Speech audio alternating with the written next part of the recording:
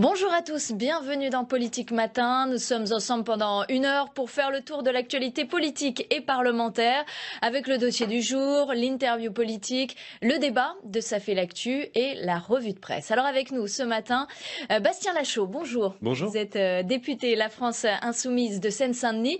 Alors avec vous, nous allons parler de la deuxième manifestation contre la loi travail organisée hier par la CGT. Vous nous direz si elle était réussie et puis si elle était une bonne rampe de lancement pour votre mobilisation de demain. Dans quelques instants, Ahmed Tazir nous rejoindra pour la revue de presse. Il nous parlera des quotidiens et à la une du Figaro, le Code du travail, ce que la réforme va changer. À la une de l'Humanité, c'est sûr, Emmanuel Macron n'en a pas fini avec la loi travail.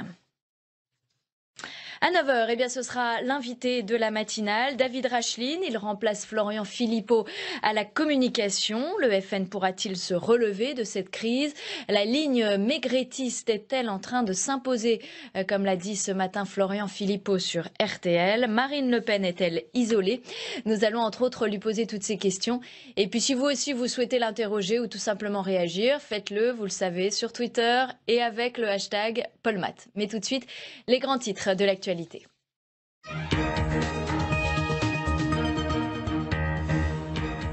Les ordonnances sur la table du Conseil des ministres, le président va les signer ce matin sous l'œil des caméras. Elles seront promulguées dans la foulée et applicables quelques jours après leur publication au journal officiel. Une étape décisive dans la loi travail qui sera ratifiée prochainement par le Parlement.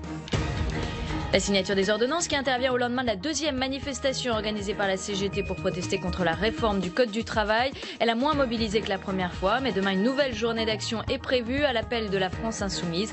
Avant la mobilisation des retraités le 28 septembre et des fonctionnaires le 10 octobre. Hier, plus d'1 millier de CRS étaient en arrêt maladie pour protester contre la fiscalisation de leur indemnité de déplacement. Ils seront reçus ce matin par Gérard Collomb.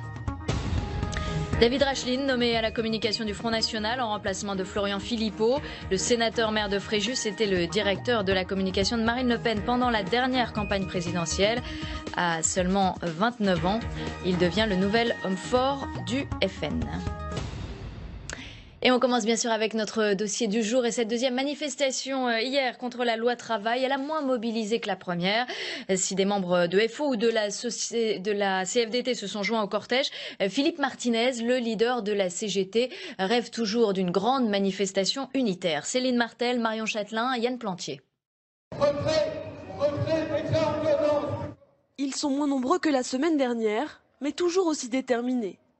Au-delà de la réforme du Code du travail, c'est toute la politique d'Emmanuel Macron qui inquiète ces manifestants. Les sujets sont bien plus vastes. Il va y avoir la réforme des retraites à partir du mois de janvier. Il y a la baisse des cotisations sociales, donc moins de services publics.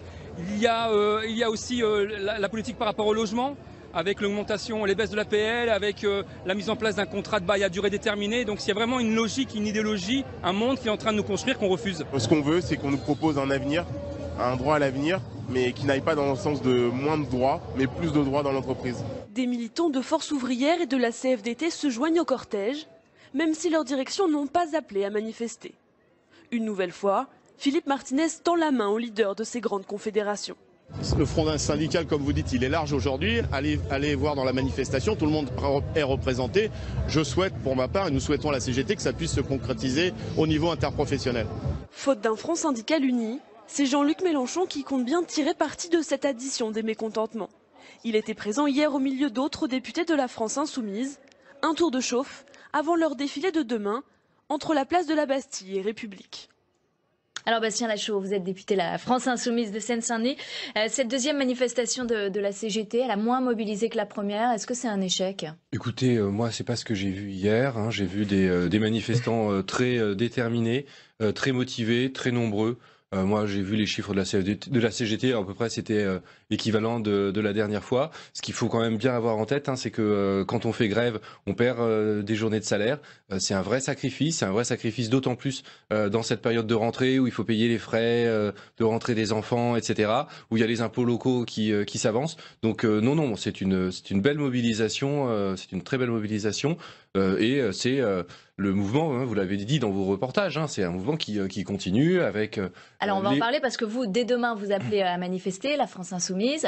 C'est une manifestation qui aura lieu un samedi, donc ça veut dire que vous attendez beaucoup de monde dans la rue? Écoutez, c'est une manifestation qui se veut très large, qui est ouverte à toutes et tous.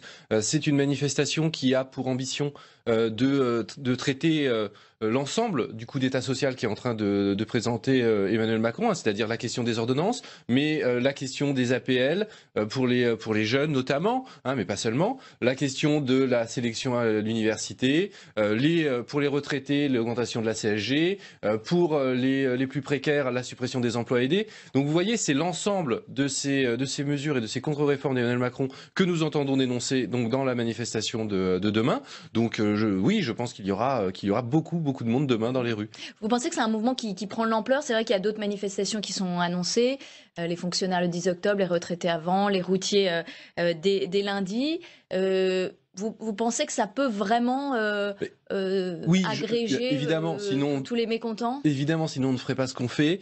Évidemment que les gens qui sont dans la rue le pensent aussi, parce que je vous l'ai dit, c'est un sacrifice que de manifester en faisant grève. Donc oui, il y a une multiplication de mouvements aujourd'hui qui ont leurs revendications propres, mais qui sont toutes contre le gouvernement d'Emmanuel Macron aujourd'hui. Donc évidemment, l'objectif est que tout cela s'amplifie, que tout cela se fédère. Sauf que c'est des manifestations qui sont quand même séparées. Il n'y a pas de mouvement unitaire. On a vu Philippe Martinez qui appelle à une grande manifestation unitaire.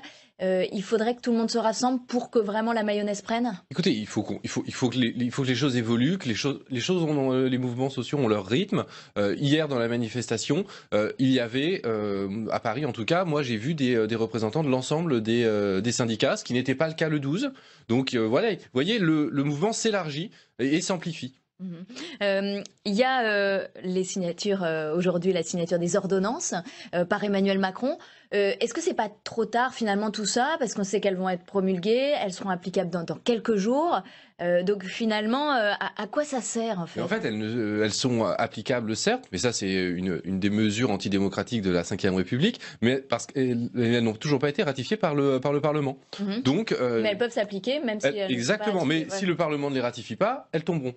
Donc rien n'est fait. Et je vous rappelle que le CPE, le Parlement l'avait déjà voté quand Dominique de Villepin est revenu dessus en 2006. Donc l'histoire démontre bien que le mouvement social, la mobilisation du peuple peut faire céder un gouvernement qui, d'autant plus que celui de M. Macron, n'a pas une majorité populaire qui soutient son programme. Donc vous vous battez pour, ou plutôt contre la ratification ici au Parlement? Oui, bien sûr, pour faire évoluer les décrets aussi, pour l'abrogation pure et simple de ces ordonnances. Donc ou que Emmanuel Macron revienne dessus, ou que le Parlement refuse de les ratifier. Il suffit que le Parlement ne les ratifie pas. Il n'y a même pas besoin d'un vote du Parlement, hein, si le président décide. Donc il y a une très large majorité ici pour La République En Marche, donc il y a quand même peu de... Il y avait une très large majorité pour Dominique de Villepin en 2006, il y avait une très large majorité pour Alain Juppé en 1995.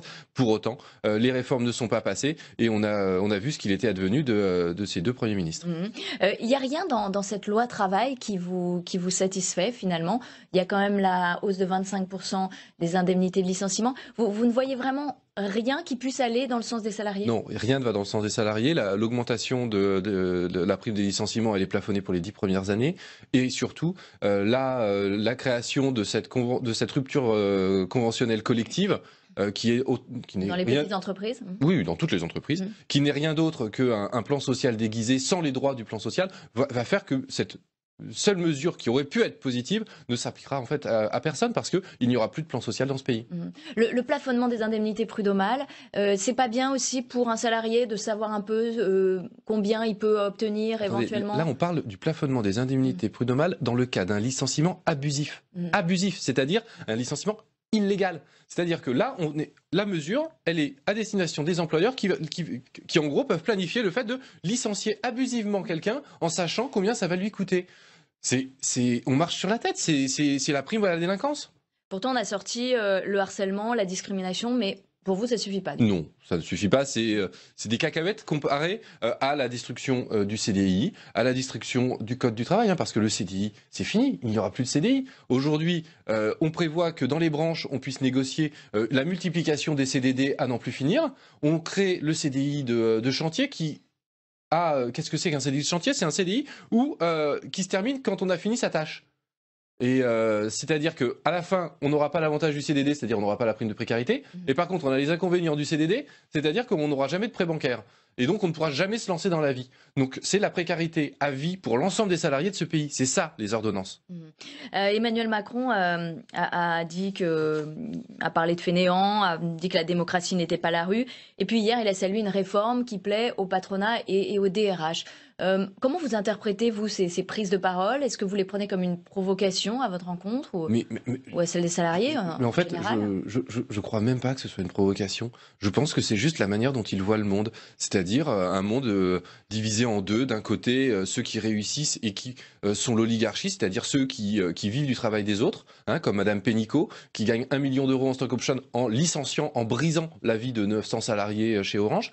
Ça, c'est son modèle. Et puis, il y a le peuple qui sont des fainéants. Alors qu'en fait, c'est le peuple qui fait les richesses de ce pays. S'il n'y avait pas aujourd'hui des millions de travailleurs qualifiés, qui sont efficaces, qui sont productifs, nous avons quand même les travailleurs les plus productifs au monde dans ce pays. Il faut arrêter de toujours critiquer et dévaloriser notre pays et ses travailleurs. Et donc, très clairement, il y a cette vision du monde. Et pour nous, au contraire, les fainéants, ce sont ceux qui s'enrichissent sur le dos des plus pauvres. Emmanuel Macron n'a pas été élu finalement pour faire cette loi travail, c'était dans son programme des priorités? Il n'a clairement pas été élu pour faire cette loi travail parce qu'il n'a pas été élu sur un programme. Il n'a pas été élu par adhésion, il a été élu par défaut. D'ailleurs, même lui, il a fini par en convenir dans l'entre-deux tours qu'au second tour, les gens ne voteraient pas pour lui sur son programme, mais pour faire barrage à Madame Le Pen. Les gens ne voulaient pas qu'une fasciste soit au pays. Démocratiquement, il a fait plus de 50% des voix au second tour. Tout à fait, mais ça c'est un des problèmes de la Ve République, où avec quelqu'un qui obtient 17%, 18% des inscrits au premier tour, peut se targuer d'avoir été élu démocratiquement et d'appliquer son programme sans discuter avec personne. Ça démontre bien l'inanité de cette Ve République et de ses institutions. Que vous souhaitez changer, puisque vous appelez de vos voeux à une 6e République.